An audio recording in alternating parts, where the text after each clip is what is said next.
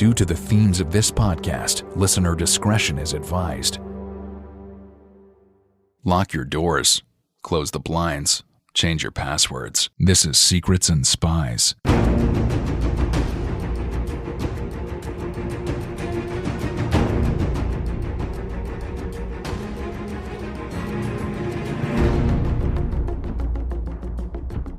Secrets and Spies is a podcast that dives into the world of espionage, terrorism, geopolitics, and intrigue.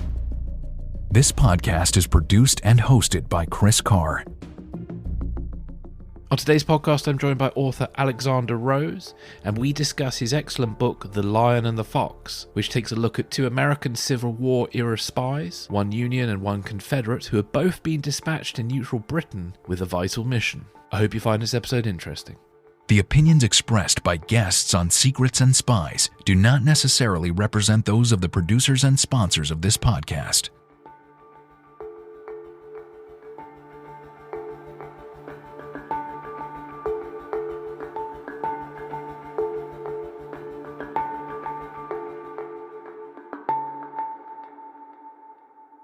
Alexander, welcome to the podcast. Thanks very much for having me on. It's great to have you on. Just for the benefit of the audience, can you just tell us a little bit about yourself? I was born in New York, and then I went to school in Australia, and then I went to university in England, and then I worked in England for a long time. So you can perhaps tell by the way I speak kind of funny. And then I worked in Canada for a couple of years, and then I kind of, 15 years ago, I think, I circumnavigated the Anglospheric world and ended up back exactly where I'd started, back in New York. So that's where I am now.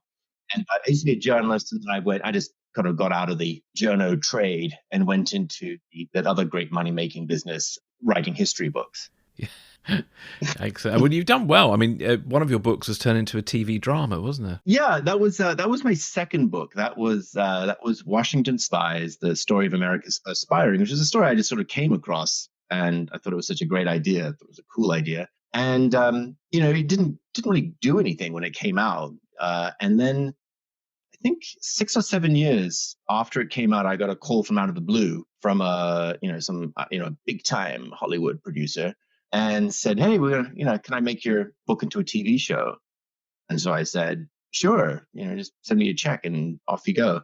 And, then it sort of went ahead. It came a show on AMC called Turn, Washington Spies, and it's on for 4 seasons. And at the beginning, I was a kind of consultant. I was in the writers' room for the first time, in LA, and coming up with ideas, not all of which were used. And after that, I joined the writers' room, and I became so I wrote 3 episodes, I think, for seasons 2, 3, and 4. So it was great. It was a huge, great learning experiences. It was a lot of fun. Brilliant.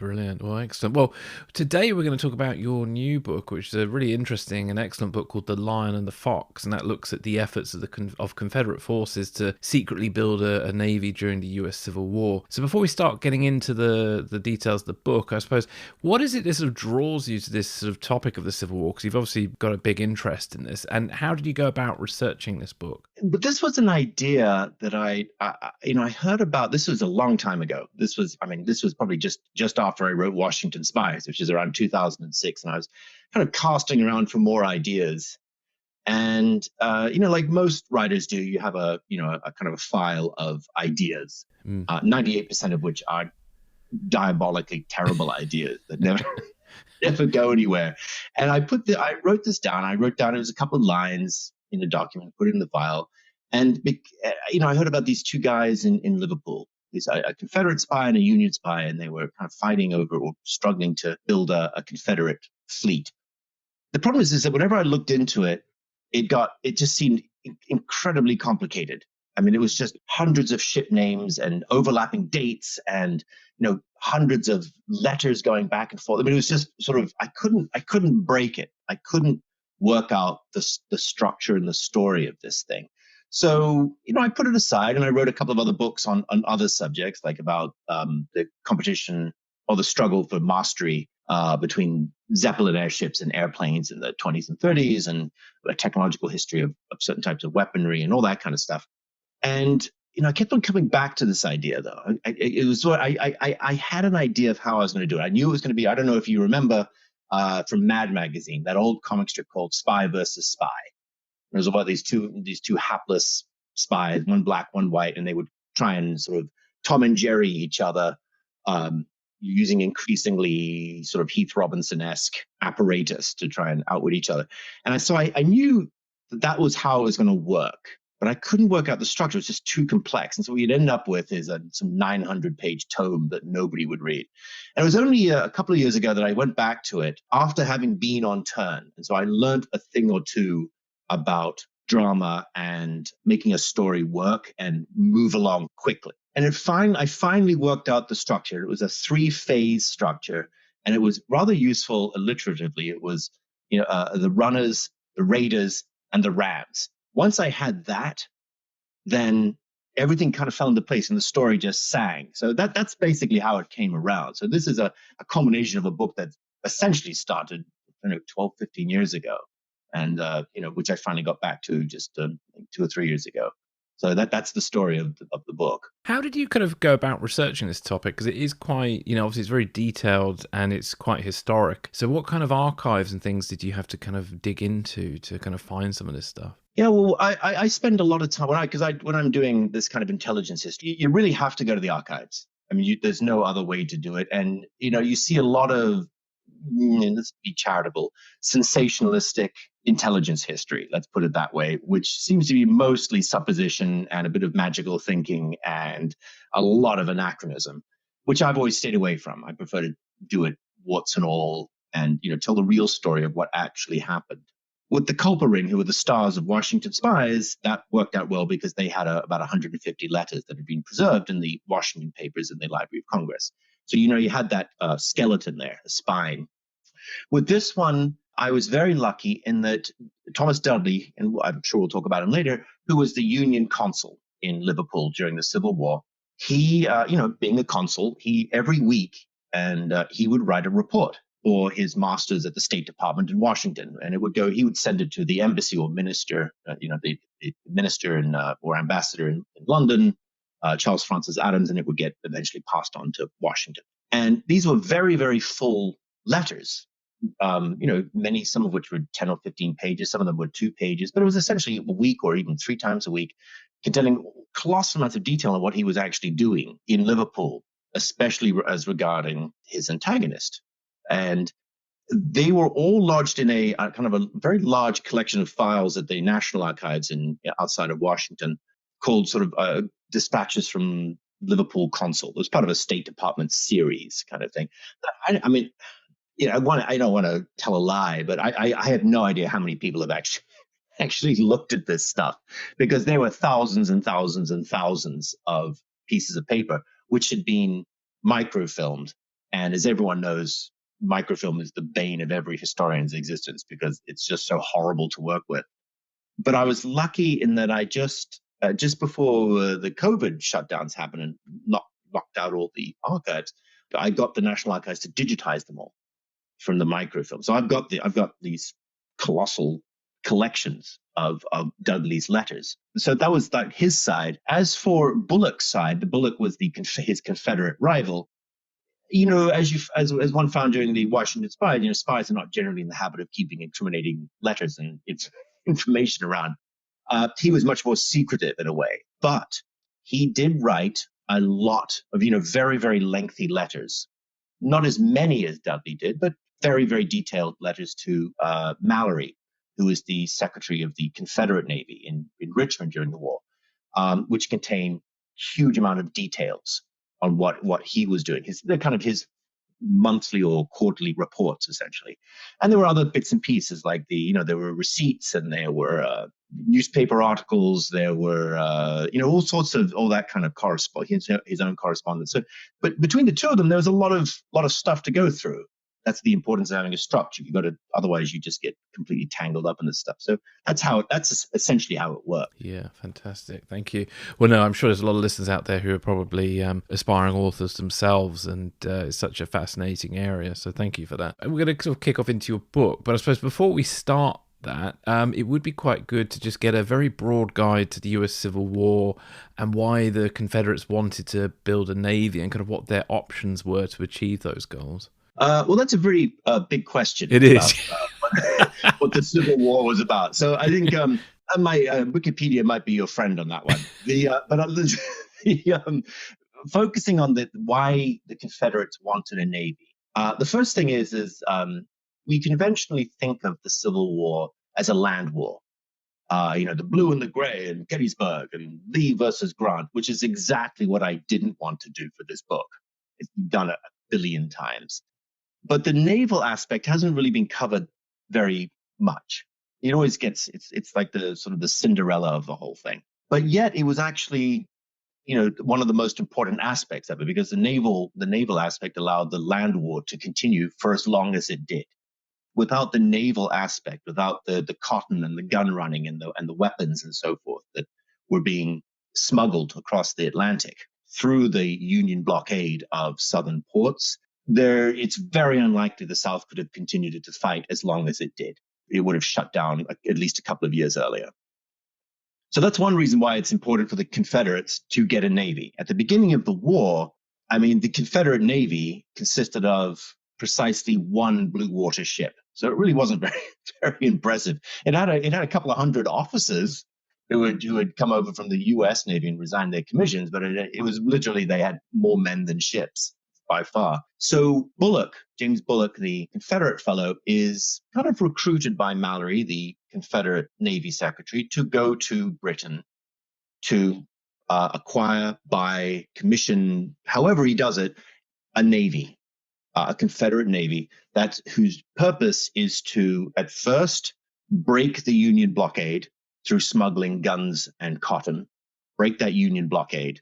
Second, to build commerce raiders that later became the famous CSS Alabama and the CSS Florida, which would target Northern or Union merchant vessels and sink them to cause Lincoln a huge amount of economic pain. And the third stage was that he was supposed to build a couple of advanced ironclads, which were called the Laird Rams. Laird's because Laird's was the huge shipyard in Liverpool, and the Rams because they rammed stuff. They were ironclads that had very modern gunnery. It was a modern weapons platform that also had one of those old, sort of ancient style metal prows at the beginning, and their job was to ram Union frigates, Union fighting ships, and just sort of drown them out at sea.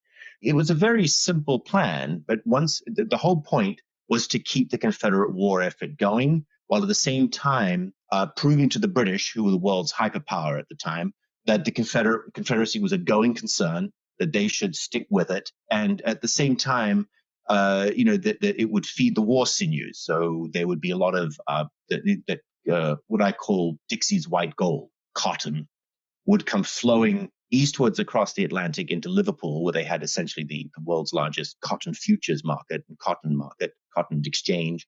In exchange for that, that would raise money, and that could be used to purchase weaponry in Britain and also France that could be shipped back to the under-equipped, under-armed Confederate army. So that's essentially how it worked. So that's why the Confederates wanted a navy. It was very important that they get one. And Britain at that time, was neutral during the Civil War, and there was a real fear. There was a real fear from the Union that the Unionists that the Confederates might draw Britain in and bring Britain on their side, wasn't there? Yeah, Britain was, as I said, the world's hyperpower. At the beginning of the war, the Confederates assumed that Britain would kind of put a thumb on the scale for them. Maybe if they were really lucky and they played their cards well, there would be a kind of an Anglo-Confederate union or alliance against the Union, Lincoln's North. One reason, there are numerous reasons for this. One of which was that Britain was the world's leading free trader, and the Confederates were free traders. They were very old from the 18th century sort of slaving links between especially Liverpool and the South, which later got converted into cotton when the British sort of abolished the slave trade. And so, these were generations old kinship networks. And also there was a kind of a romantic attachment. It's like the plucky, like the old Cavaliers type of thing, ridiculous stereotypes about plantation life. Southern Cavalier types, all of whom were sort of aristocratic Virginian types, who were acceptable in sort of high society and so on, despite the tobacco spittoons that followed them everywhere.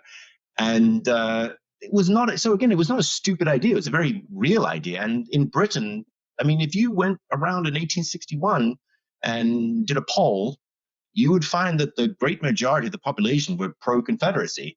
I mean, there were, at least 100, 150 MPs who were actively pro-Confederacy. There were many, many members of the House of Lords who were very pro-Confederacy. It was actually quite hard to find a big Union man in Britain at the time.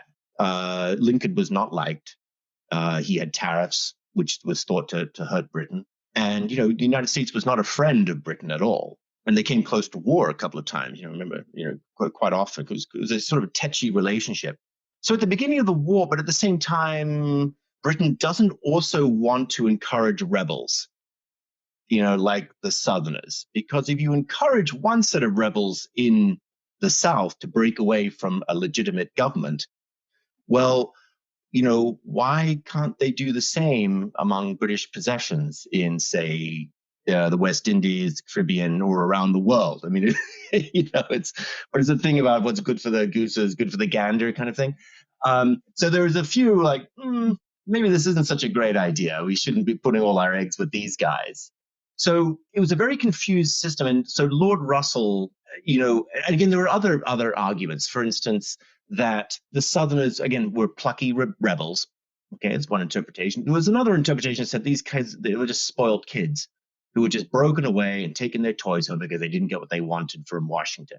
Why? And there was another argument of this is just this Union, the South-North fight. I mean, what the hell is this all about? It's complicated issues. This is just another conventional fight between two countries, just like we have in Europe all the time. So Lord Russell, the Foreign Secretary, kind of shrugged his shoulders, gave up, and he basically says at the beginning, for God's sake, let's just keep out of it. I mean, he actually sort of writes that until a winner begins to emerge, and then they can side with them. So the British reactions are very, very complex towards the American Civil War. They honestly, they thought it was one of their sort of colonial cousins, yet another one of their inexplicable sort of fights over what nobody was quite sure. So the compromise solution was the compromise solution that really pleased no one, South or North, which was, I think, the intent of it, which was a neutrality proclamation. You see, Britain would just stay out of this and wait, but at the same time be friendly towards both sides. What that meant was that the Confederates would earnestly try and draw the Brits onto their side, and the Union diplomats had just as much interest trying to make sure that the British stayed neutral, because British neutrality kind of helped the North, which was a stronger power domestically anyway. So again, there's a lot of within this whole Confederate Navy scenario. There's a much bigger sort of grand strategy being played out. You see, which is all. So the Navy was part of this. So whoever can swing the British back and forth gets to win the big game. That was a very long answer to a very short question. No, it's good. It's good because I think it provides a great kind of context to the world that we're in. So, why was Captain James Bullock selected by the Confederates for this mission? It's a great question. You have to remember there was no Secret Service as we conventionally know nowadays in the 21st century. It didn't really exist. Bullock was chosen because, in a word, he was clean. And what I mean by that was he was from Georgia. He came from an old slaveholding, affluent merchant family. He himself never owned any slaves. He left the South, his family, in his early teens, and I think he went to boarding school in Connecticut in the North and so on. So he really didn't have that much connection with the South. And he spent nearly all of his career in the United States Navy, being promoted, captaining bigger and bigger ships. He resigns and he goes to make some money as working for a private steamship company with the letters going up and down the East Coast, like New York, Havana kind of thing. He lived in New York. He was a Southerner, but he didn't have any, as he said, he didn't have any interests or property in the South. His family's based in New York. He's also very discreet, Bullock. He never talks about politics at all. He was kind of a black box, what his real views were on certain things. Now, in the book, I kind of explicated exactly what he was thinking underneath it all. So he wasn't known to the Union as some sort of mad, foam specked Confederate nutcase. He, he was a very legitimate, businessman and steamship captain of the North. But there was a couple of other pluses he had. During his time as a steamship captain, he'd spent time in shipyards and dockyards, commissioning ships, designing ships, learning a lot about steamship technology, which was a new technology at the time to replace sail, which made him very rare. And, if you're going to go commission a navy in a foreign country, you need a guy who knows his way around shipbuilding contracts, which are extraordinarily complex things.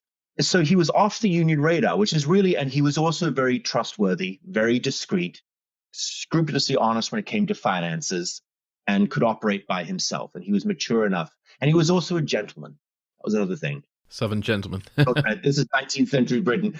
Yeah. You send someone who knows how to use a knife and fork properly, kind of thing. So that's what he was. I mean, and Bullock, in terms of character, was a very good agent in that he was very charming. He was very polite. He was very manipulative, very ironic, kind of designedly aristocratic. So there was a certain temper to him that endeared him and made him a sort of a perfect agent for this kind of job. And that's why he was chosen. Yeah, fantastic. There was an interesting kind of legal situation in the UK at that time in regards to sort of local businesses and individuals sort of directly helping the Confederates with their plans. Can you talk to us a little bit about that legal situation? Yeah, the legal situation is interesting. It was all based on, apart from the Neutrality Act, was based on something called the Foreign Enlistment Act, which was an act that nobody had ever heard of until the Civil War. And it was an act that was, I think, passed, if I got the dates correct, sort of around 1819, so about half a century before. And it was really originally drafted to stop British volunteers from fighting as mercenaries, essentially, in South America against the Spanish and so on. That's what it was really for. And it had never come to court, any kind of cases related to breaking the Foreign Enlistment Act. And it had, a land version of soldiers. And it also had at the end a kind of a bit on ships. It was kind of sort of an add-on. But again, nobody had paid any attention to this thing. But suddenly it becomes of vast importance when Bullock is over in Liverpool building ships and recruiting crews and so forth. Because will he break the terms or the law of the Foreign Enlistment Act? If he does, he's busted. He gets thrown out of the country. The Confederacy, is thrown to the wolves, and Britain might ally with the Union because they're so annoyed at what's going on here. So Bullock has to tread very carefully not to trigger any of the parts of the Foreign Enlistment Act. And what he does is when he gets there, he reads it. He's probably the only person who's actually read it in half a century. And he finds a loophole in it that you could almost literally sail a fleet through. And he finds it was just a couple of words that were omitted from the shipbuilding section. And that allows him to go to shipyards in Liverpool, which is the mightiest port city on earth, and built more ships in Liverpool in a year than they did in the entire rest of the world combined. But he can go to the biggest shipyards like Laird's and a few others and get them to build ships for the Confederate Navy. But he has to use a lot of subterfuge to get it through. And he has to have a lot of cover stories. They have to be civilian ships. They can't be armed or equipped or outfitted as warships in any way. There has to be a hands-off. They have to be owned by some kind of false front Italian company of some kind. But if he can get those ships out to sea, out into the high seas, well away from Her Majesty's jurisdiction, and he can use a separate ship carrying weapons which are not illegal to buy, and then they rendezvous off, say, the Azores or somewhere like that, you can kind of outfit an ostensibly civilian trading ship, owned by an Italian company, into a Confederate warship, completely legally. You see, just by evading these, heading for that loophole. So that's what's so interesting about the Foreign Enlistment Act. Bullock always has to tread very, very carefully, and his antagonist Dudley realizes this and spends a lot of the war, as related in the book, trying to catch and trip up Bullock. into breaking that law. Because once that happens, then you can take him to court and you can shut down the operation. Now, that's all the ship does, but related to that, as I said before, Britain was a very pro-Confederate place, and the most pro-Confederate place in the entire country was Liverpool. Yeah. Bullock goes over there in 1861, and he says, he's walking around downtown Liverpool, saying there's more Confederate flags and bunting here than there is in downtown Richmond. I mean, every trader was a Confederate ally. There were a couple of sort of radical dissenter types, abolitionists around, but they were tiny numbers. All of the business elites, all the industrial elites, all the shipbuilding elites, all of the trading elites, all the princes there were all to a man pro-Confederate. So Bullock has this huge, you can call him this huge network of Confederate friendly businesses, and using that, and who are all kind of in on the game of trying to sneak past the Foreign Enlistment Act. So he creates this gigantic web of these companies that are working with him to evade these laws and supply the Confederacy. And it's Dudley's job to try and break that. It's a little bit like that, those conspiracy boards you see in TV shows, and there's always the guy, the wild-eyed fanatic with the red threads and and the newspaper clippings. That's essentially what Dudley does. Yeah. Except in this case, there actually was a conspiracy. And again, it's all outlined in those letters I mentioned to you before in the reports. He just had, at one point, I think I have a picture in the book. He compiles a list of 240 companies in Liverpool alone who are part of this network of evading the law. It's really quite fascinating how he just did it essentially by himself and a couple of agents, detectives. He's really an amazing bit of intelligence analysis and gathering. Really pretty extraordinary. Yeah, definitely. Well, can you talk to us about Thomas Dudley, what kind of man he was, and sort of what motivated him and why he was sent to Liverpool? Thomas Dudley was the son of a sort of very modest Quaker farmer in New Jersey. His father died when he was young. Thomas works on his widowed mother's farm, puts himself through a law school, and apprentices himself to a local attorney. So he's basically a local lawyer in, I think, Trenton or Newark, New Jersey. Again, all by the by. But the interesting thing about Dudley was, aside from the fact that he had no discernible sense of humor whatsoever, is that, and a magnificent beard, is that he was, really early on, since he was a boy, he was a rigid abolitionist.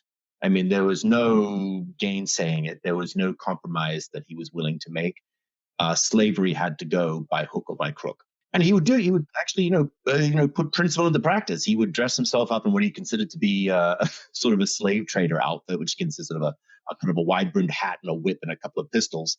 And he would cross the Mason-Dixon line into the South, and he would purchase slaves, or he would buy back blacks who'd been almost kidnapped from the North, sold down to the sort of the death plantation, the cotton plantations down south in Mississippi and Alabama, and never heard from again. He would buy them and take them back to, back across the Mason-Dixon line, which is a very dangerous line of work. Yes. He was informed by this kind of Quaker rectitude. And, later on in the 1850s, he gets involved in Republican politics, as an abolitionist. And at the 1860 convention, he pulls, and he's kind of in the New Jersey delegation to the convention. He does a lot of backstairs wire pulling. It's quite deft, and he plays a kind of a role in getting the New Jersey delegation to vote for Lincoln as the nominee, which they weren't intended to do. In return for this signal service, a couple of months later, Lincoln, newly installed in the White House, says, "Thomas, you've been so helpful. Here's your reward." It's like as these things go. You can either be minister or ambassador to Japan, or you can become consul to Liverpool. Which do you want? And minister to Japan is quite a senior diplomatic posting, whereas a consul, even today, is essentially about rubber stamping, and it's you're in a sort of a secondary city, and you lack the diplomatic power and prestige of being an ambassador. But Dudley had miraculously survived a horrible, almost drowning, when his ferry sank in the middle of a freezing river, and he'd been considered dead, and then he was sort of brought to life. He regarded it as a kind of a miracle, and proved to him that he had a divine mission to complete. But it also persuaded it, like, for instance, the abolition of slavery. The other part of it was that he needed to be close to good doctors because his health never quite recovered from it. And he thought, well, in Japan, it's very distant and I'll have to be there for many, many years. But if I just do a consulship, the usual stint there is about a year or two, maybe. I'll just go to Liverpool, be near the good doctors, collect the bauble, come back home, get back to my legal practice. What he didn't realize was that by accepting this, he just inadvertently stepped into what would have just become the most important intelligence posting in the world, because Bullock was there. And so that's how this competition, this rivalry between them begins. And Dudley sort of struggled to get actionable intelligence in those early days, and so he was advised to hire a private investigator called Matthew Maguire. Can you talk to us a little bit about Matthew Maguire and how he helped Dudley? Oh, yeah, Maguire, there's not that much information about Maguire. What you have to remember is that when Dudley first came to Liverpool, and as I said, Liverpool was Confederacy Central. I mean, within days of Dudley arriving, he was confronted by this delegation from what was known as the American Chamber of Commerce, which didn't consist of Americans. It was local businessmen from the Chamber of Commerce who all had American trading connections with the South. And they sent about 15 guys along to give him a lecture about why they expected him to stay in line and we were going to ally with the Confederacy. And Dudley browbeats them and starts telling them that this war will be prosecuted no matter how much blood is spilt, and we will destroy you, and we will destroy Southernism, and we will crush and eradicate slavery. And so he sends them off with this flea in their ear, but they realize that they've got someone they don't really want to tangle with. He's like this madman, new Liverpudlian consul there. He's not the usual sort of get along, go along to get along type of consul who goes to a lot of sort of boozy dinners and shakes a lot of hands and that kind of thing, which is the traditional role for this stuff. But Dudley's at sea. He has no idea what he's just stepped into. And as far as he can see is that Bullock is running this town. He's got friends everywhere. He's got spies everywhere. He knows everything that's going on. He is just outwitting and outfoxing Dudley at every turn. So Dudley finds a detective, a guy called Matthew Maguire, who was an Irishman, came over. I think he'd been in the Yorkshire police for a while as an inspector, and had lately retired and become a private investigator. His most of his jobs consist of spying on husbands having affairs, or one business partner trying to rip off another, and he frames him. Or at one point he sets off to Australia and takes back an absconding debtor and brings him back to face justice. So he was this red-headed, rather Irishman, rather fond of his tipple. And Bullock always thinks he's a clown, but it turns out that he's actually very, very good at what he does. And he's the guy who knows Liverpool backwards. I mean, he knows every portside tavern. He knows how the place works. He knows where the bodies are buried. And there are a lot of bodies being buried at the time. I mean, he's basically Dudley's sort of Virgil, leading him into the inferno and showing him how this place works. And so, Maguire's a very important figure over the course of this. But he's a really quite an interesting character, Maguire. Yeah, you mentioned it just now, but I mean, Liverpool was a horrifically violent place at the time, wasn't it? I think if I remember correctly, it was something like 500 murders a year or something quite massive like that. Yeah, it was a much smaller. Liverpool was a boom town. It was just 30, 40 years earlier, it had been, a kind of a fairly quiet port, but it had exploded with the Industrial Revolution and the growth of shipyards and cotton and all that kind of stuff. And there's very, very powerful industries. There were very, very wealthy people there. There were great merchant princes. There were very powerful MPs and politicians from there. There was also a colossal underworld as well. Many people were, kind of Irish immigrants that were coming over there. There were Catholic versus Protestant fights. There were innumerable gang fights going on there. And there were sailors it was a fascinating place. There were sailors from all around the world in Liverpool. So of course, where there were sailors, there were also obviously brothels, and there were gambling joints and boozers. And in those days, you didn't have to have a license to open a boozer. You could just basically open one in your house if you wanted to. I mean, there were hundreds and hundreds of pubs in downtown Liverpool, central Liverpool, all of which are catering to the marine trade. There were blackmailers, extortionists, quite a place. And of course, Dudley, who's from some nice parts of New Jersey is sort of horrified by what he sees when he gets there. But it was also an extremely violent place. Mostly it was fueled by the alcohol, which was at the time, the gin and the rock gin and all that kind of stuff, which is essentially the 19th century equivalent of opioids. It was also very dense. I mean, completely with tens of thousands of people jammed into a square mile or so, living in basements and sort of dungeons almost, in back alleys and stuff like that. But yes, it was an extremely violent place. I mean, there were, as you say, hundreds and hundreds of murders. I think about the same as Chicago today, but very few guns were used. And it was, Chicago is obviously much bigger than Liverpool. And those are just the murders the authorities knew about. I mean, God knows what else there was. Indeed. So Dudley did finally get wind of the plans that were going on. On the 24th of January in 1862, Dudley makes his first mention of a ship called Oritis. Is that right? Oritis. Can you talk to us about this and its significance? Yeah, the Oritis then became known as the Orito, which was he got the name slightly wrong, or Maguire did or something. Essentially, that was the first indication he had that Bullock was building a commerce raider that would become the Florida. He doesn't know anything about it. He's trying to get Maguire to go investigate the shipyards and the docks and so forth. But everyone is kind of stum. I mean, it's very difficult to get the information. You can't be a detective just asking questions. I mean, people are gonna no. But at the same time, Dudley is trying to find information. He's trying to pay informants and that kind of thing. And it's really interesting, actually. If you go to the Dudley papers, which are in California at the Huntington Museum, you can actually see the receipts that Maguire is putting in. And you can see who he's paying and how much they're being paid, and you can see the list of informants and all this kind of thing, and the information that they're supplying. Some of which is rubbish. A lot of it is gold. But basically, this is the first time that Dudley is going to really face off against Bullock. And Bullock, remember, is running this town like it's his own fiefdom. And the Orito is named the Orito because it was owned by obviously a non-existent Sicilian firm. And it was named after a river in Sicily. And it was all, it's like front after front after front.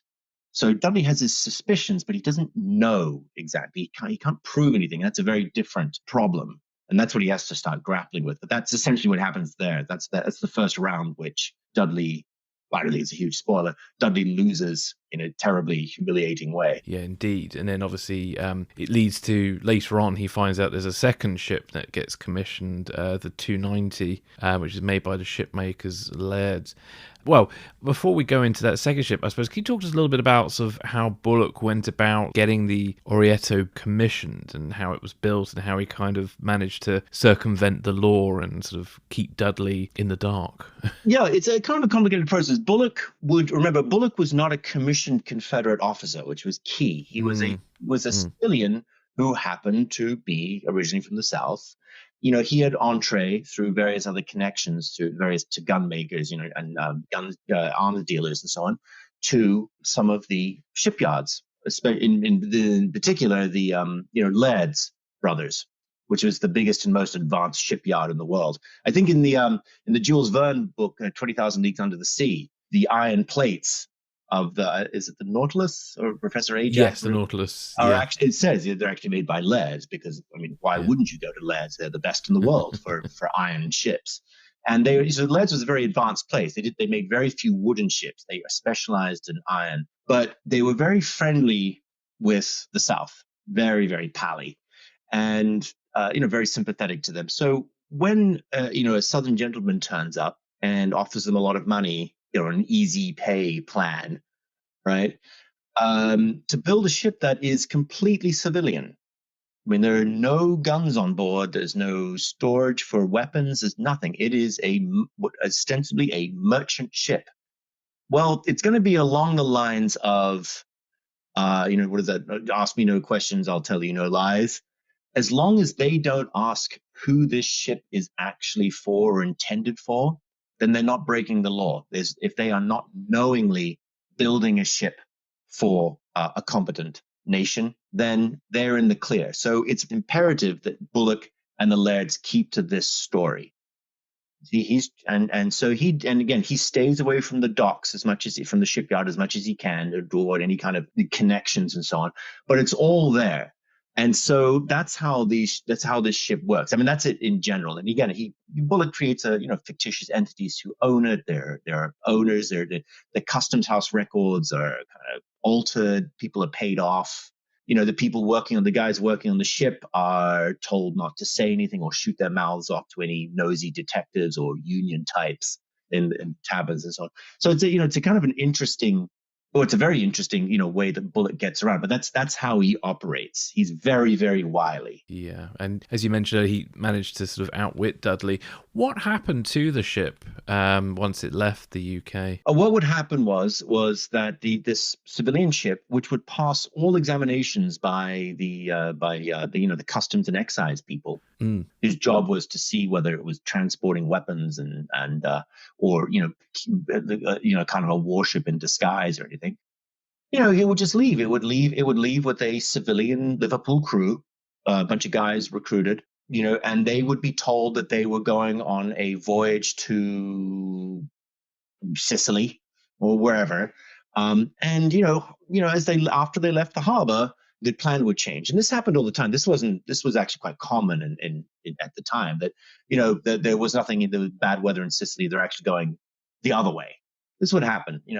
And what they would do is they would rendezvous in, say, the Azores or somewhere like that, some predetermined point where they would meet a tender, an old trawler that nobody would pay any attention to, carrying from, say, London, armaments, cannons, shells, cannonballs, all that kind of stuff. And they would rendezvous there.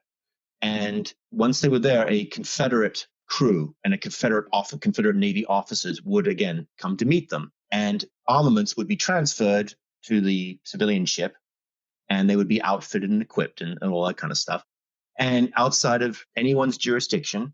And then the British sailors, the Liverpool sailors, would be asked, do you want to join, for fun and adventure and a lot of money? You could sign on to this ship. And if they wanted to, great. And a lot of them did. But anyone who wanted to go home would be taken back on the next ship, the tender, because they couldn't have any intimation of any kind of kidnapping or forced recruitment, because then you are going to be breaking the Foreign Enlistment Act. But as far as if they're volunteers on the high seas, there's nothing stopping them. It's not breaking anything. But what you would end up with, as soon as the tender had left with the guns on board and a new crew full of Confederate officers, the new guys would raise a Confederate flag and it would be commissioned into the Confederate Navy. So voila, magically, this merchant trading ship would become a Confederate commerce raider, a heavily armed, very fast, very modern commerce raider that would then wreak destruction on dozens of Union ships. That's how it all happened. And it was all, at least by Bullock's lights, all completely legal. No, indeed. Well, as you mentioned, the ship got away from Dudley, but later on, he started to build a list of the most sort of prominent participants in the Confederates' shipbuilding plans. Can you talk to us about sort of people who were helping Bullock get these ships made and financed and all that sort of picture? I mentioned before the lads, but there were many other arms dealers, cotton dealers, from that Bullock's contact, his dark money man in Liverpool, a guy called Charles Prelude, was arranging in order to kind of launder the money, I guess you could say. But there were those arms, there were various financiers and so on. The Liverpool Great and the Good, and they had their own club. It's called the Southern Club, and they would serve turtle soup there. And we know the name of the butler or the steward there, and so on. They would go there. Whereas, of course, the likes of Dudley would be instantly blackballed from membership of this thing. So there was this great network of friends and contacts there. And many of the local politicians, many of the judges, they were all very pro-Southern. At one point, I think Dudley's trying to get a trial held in Liverpool of Dudley and his friends, and he's advised in London, you're out of your mind. You can't. You go in front of a Liverpool jury, those guys are walking free. There's not a chance you're going to convict or indict. So that's where this great network comes in, the shadow network of Confederate sort of allies comes in. They are also raising money through subscriptions and so forth, and they're buying cotton bonds that were being offered by the South, which were quite risky bonds. And this would raise money. That money would then get funneled and mixed into cotton money and so on. And that would be kind of earmarked into Bullock's coffers to buy these ships, and pay for crews and all that kind of stuff. So it was all a huge sort of shell game of money moving around, which is very difficult to penetrate. But Dudley does manage it. It takes him a long time. But then penetrating it and then breaking it are two different things. Yeah, no, indeed. Well, that was his biggest problem, isn't it? Getting the sufficient proof. And did he have to adapt his methods over time to kind of gather that proof? Well, that's what the title of the book's about, The Lion and the Fox, which comes from the phrase of the quote from Petrarch, which is where the lion's skin won't fit, you must patch it out with the foxes. The lion here is Dudley, valiant and gallant and forthright against slavery, and the fox is Bullock.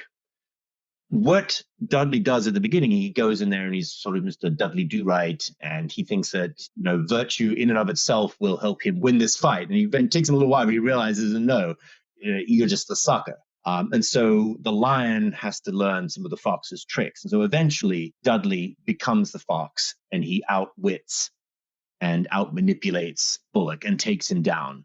And that's how that happens. So yes, Dudley did change his tactics. He starts off as this naive innocent, and he becomes a real competitor for Bullock. The gloves come off, sort of thing. Well, thank you so much for all that, Alexander. It's been really great. And if listeners want to sort of find out more about Bullock and Dudley and their kind of cat and mouse game, or the sort of lion versus the fox, they should definitely get a copy of your book. So I suppose, where can listeners sort of find out more about you, your book, and your other work as well? Well, I have a website at alexrose.com, which has pages about my books and so on. Another place you can find me, I run a Substack newsletter about ye olde world cases of historical espionage, old spies, sometimes medieval, sometimes Renaissance, sometimes in 19th century spies. So they can subscribe to that. That's called Espionage. That's on Substack. I'm also kind of on Twitter, so people can, I keep things updated there. So a couple of places you can find me. Well, thank you so much for joining me today. I've really enjoyed that. Thank you. Well, thanks for having me on. It's been great.